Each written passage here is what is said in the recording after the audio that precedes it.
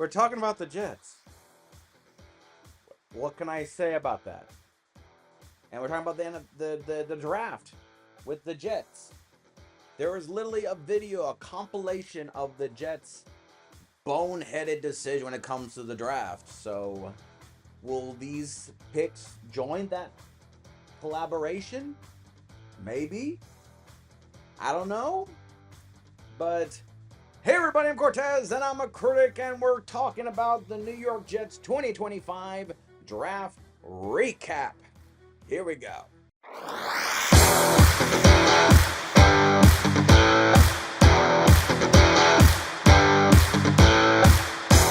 Okay, so unlike the Patriots, which had 11 picks and took a long time talking too much, I'm trying to give everyone some credit here, okay? I expected that.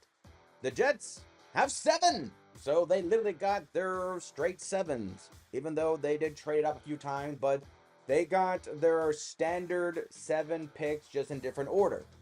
And the Jets, honestly, with everything going on, I don't know. I mean, Aaron Glenn is a defensive coordinator for the Lions, so I think they might go defense. The quarterback question was kind of like, I think, not really solidified, but kind of like put a band-aid on with Justin Fields. I mean, they gave him 40 mil, so damn for that.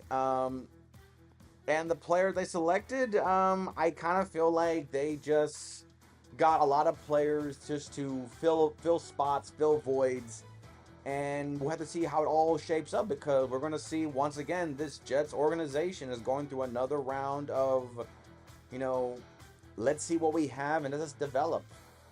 And I feel like we're just going to do the same notion. The only difference is there's no Aaron Rodgers to distract us with like jingling keys to prevent us from focusing on what they've done. So, yeah. With the 7th overall pick in the 2025 NFL Draft, the New York Jets selected Armand Mambo, offensive tackle, Mizzou. I think they also drafted offensive tackle last year. Yeah, the Penn State guy, which Olu. Have a hard time pronouncing his last name. So, another offensive tackle, and is it kind of weird? Because I always feel like when you get one good offensive tackle, especially the one that's going to be as your left offensive tackle and you're getting your right tackle, it just feels that that left tackle didn't really maybe help solidify the rest of the offensive line. Pardon. It's like getting one good corner and thinking, we need another one in the first round, top 10 pick. So that first one you pick, I guess, didn't do enough to kind of carry the load everyone else. Now, I don't know. I thought maybe the Jets might go defense because of Aaron Glenn, but that's stereotyping. How dare I stereotype defensive-minded coaches getting defensive players? That's favoritism, and we do not tolerate that. Yes, we do. So, them getting offensive tackle to protect Justin Fields, question mark, which I can't help but feel like Justin Fields might be given the golden ticket to, dude, you got 2 years. No one's coming to take your job. Go. Run the ball 1,000 times. Throw the ball, whatever. Go. I'm not saying the Jets are thinking like, especially Aaron Glenn, who has to make an impression, since a lot of coaches last year had one time and done, even though Aaron Glenn was on a very strong Detroit Lion team and he made the decision. But I just can't help but feel that I feel like the Giants are kind of just saying, let's see what happens. Because for all I know, they're probably developing this core of new players for literally probably next year's draft or next season. And they're just going to see how many players they picked up from free agency and from the draft and others are they going to use. Because I'm not saying the Jets are quitting, because I never believe a team will quit unless you're the Miami Dolphins. You quit. But I kind of feel like a lot of Jets fans and probably some of the Jets mindset folks are probably thinking, could we be the Washington Commanders this year? Probably not. But we're not going to say no, but let's be real. The AFC is so top-heavy that for them to even be considered, in the playoff, they have to basically win almost 11 games. And the way the Jets look right now, I feel there's a lot more question marks than a Riddler in Gotham City. So the Jets going offensive line to, like I said, to develop the future signal call it. Could it be Justin Fields? I don't know. Could Justin Fields have like a Sam Darnold, Baker Mayfield, Geno Smith type of resurgence? Maybe. I mean, I don't know. So, but this feels more of the Jets building for the future, not so much for 2025 NFL season. Not saying it's a bad pick. No, no, no. They got two young, talented offensive tackles. But when you hear offensive tackles, you always think about protecting the quarterback.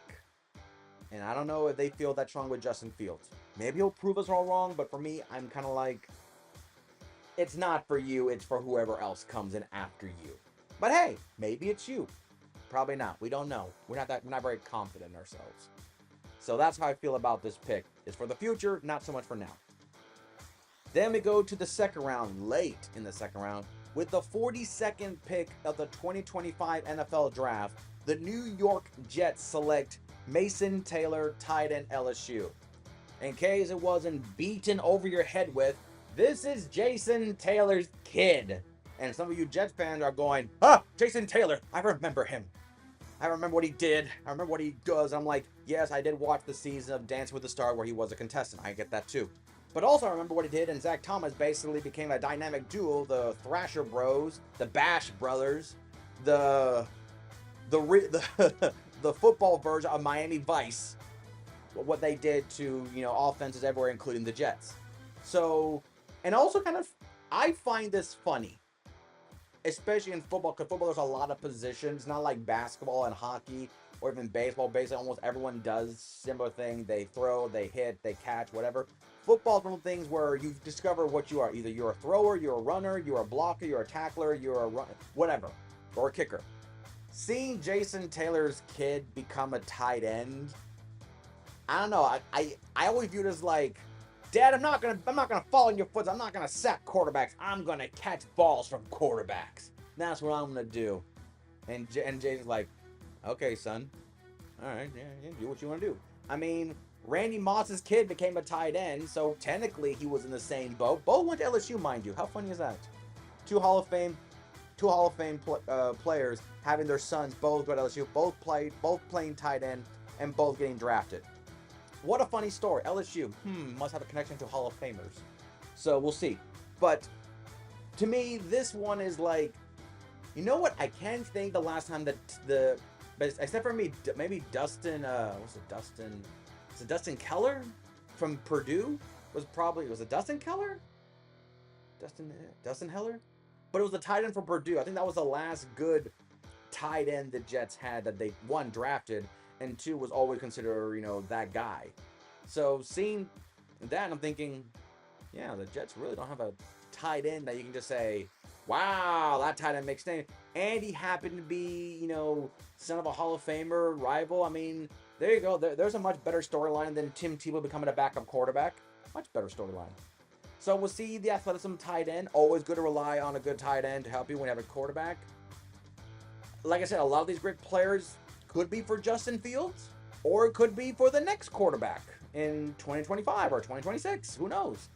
But I am really excited to see this guy. I saw what he was when he was a freshman at LSU. So he's one of the few players that no one's going to say any kid is like their dad, who's a Hall of Famer. No one's saying that.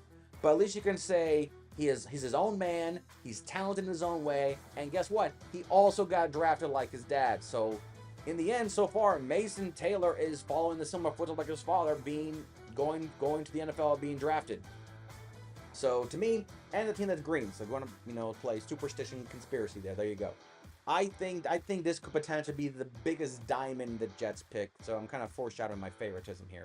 But Mason Taylor going to the Jets, all depends on when Justin Fields can utilize him properly. That's the big factor. But I still think it's a good pick. Then in the third round, with the 73rd pick of the 2025 NFL Draft, the New York Jets selected, I am so sorry, Azahi Thomas, corner, Florida State. I butchered that name really badly. But if I somehow get it right, please let me know. If I got it wrong, please tell me how to correct it. And I am very, very sorry. But to I don't butcher the name any further, I'm going to call him Mr. Thomas. So Mr. Thomas is a cornerback from Florida State.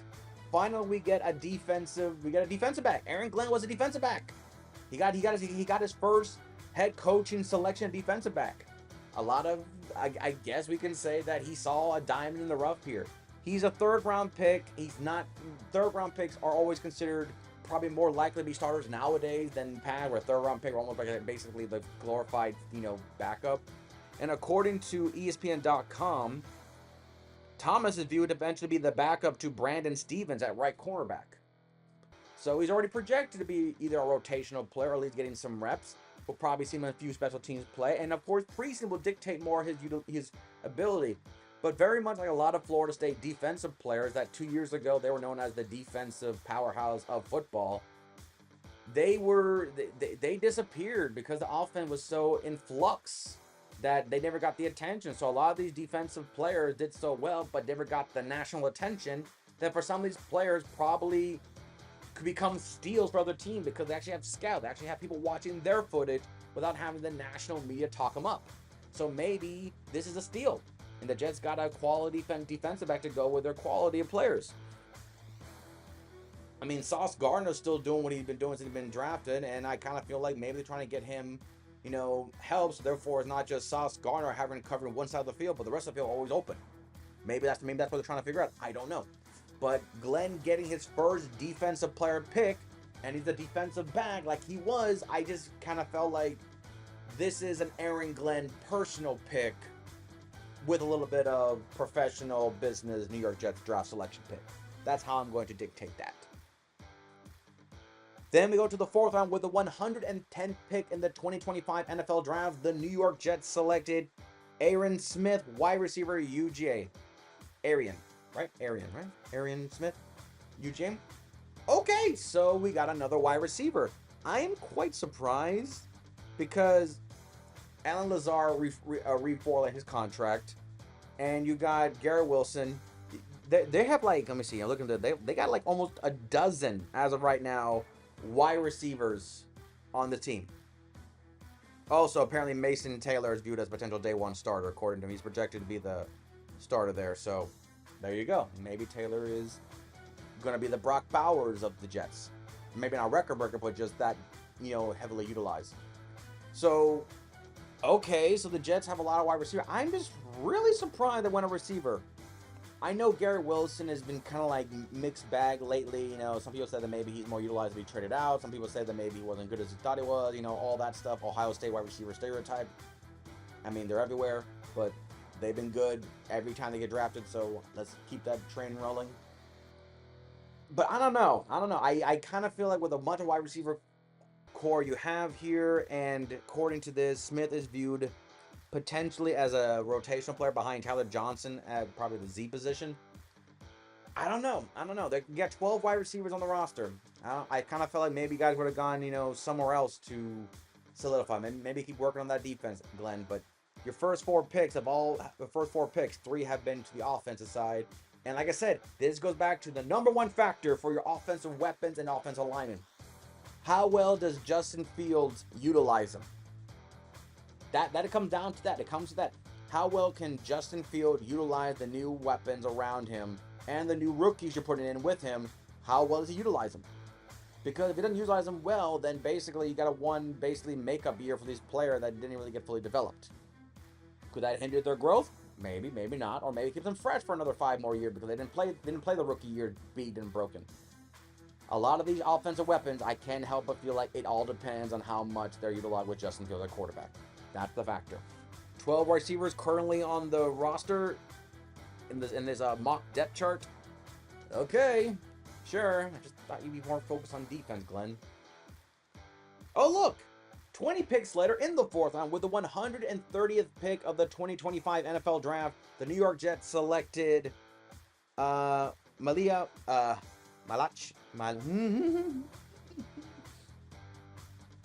Moore, safety, Alabama. Okay, so Glenn goes back to secondary to support, and yeah, I mean,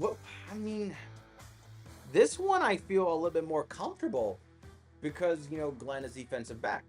He has the mindset of defensive back. He had defensive players. He saw how well he utilizes Branch, who was a late round pick in the second round. how well utilized, the secondary, even when it was depleted, how much he still kept it going together, even though the whole Detroit Lions defensive core was basically filled with duct tape and chewing gum, and he still kept it going. This could be a potential way of just keeping fresh player, because it's like, I'm not going through that again. God forbid I go through the same thing where a lot of my defense players just get IR out of the season. I had to basically make do with backup and third stringers and some UFL draftees. So to me, this feels it, and I'm looking at more as this is a guy that can be a run supporter. Like, I can get the guy that come in to fill in the box. He'll probably get some rotational position, depends on schemes. But I feel like run support will probably his biggest go-to, and then of course special teams contributor, and potentially draft. I mean, I'm more surprised if Moore gets a starting job by week 12. Like, he might get some playing time earlier than that, and he might get a starting job here and there because of playing time, progression, or just his physicality. So to me, I'm looking at this more as, let's trust Glenn. Let's trust Glenn. Defensive-minded coach. You know what happened, had a bad defense of injuries. Let's trust his mindset. And for Jets fans, you kind of have to. He's your quarterback. He's your head coach, pardon me. Then we go to the 5th round with the 162nd pick of the 2025 NFL Draft. The New York Jets selected Francisco Mugano, linebacker, Miami. I love this guy. When I heard he got drafted, because I was doing another thing and I was watching on the TV to kind of like, keep an eye on, be like, oh, okay. I was on mute. So when I saw he got drafted, I got really excited because I was like, one, man, he dropped. And two, I'm like, what did he do to drop? I feel like this guy is hungry. This guy is just, he never takes the opportunities for granted. He works as if to feel like that any minute he's going to lose his job. This guy just fits the, I will do whatever to make the team win, and sometimes a little bit too aggressive for his own good. But when I heard he got drafted by the Jets, I was like, that's the first defensive player where I'm thinking, okay, I'm listening. And according to the mock drafts, and the Jets are running a 4-3 defense, they have him as... Okay, so currently he's projected as the fourth string middle linebacker. But I'm gonna say he's gonna make the 53-man roster. He'll contribute on the special team. But I feel like because the way the preseason is, he will get a lot more playing time in preseason. Will give him more reps, and I believe he will make the 53-man roster. Would he be a rotational player? Only based on injury. But I feel like if he is not with the Jets, he'll be picked up by somebody else, definitely. I feel like he's not a full diamond. He kind of needs time to develop. He's still very raw. But I feel like if you sharpen him, make him shine, he reminds me a lot of Zach Thomas in that regard. Kind of like overlooked, but when given the opportunity, he's an all-star. Now, I'm not gonna say he's a Hall of Famer.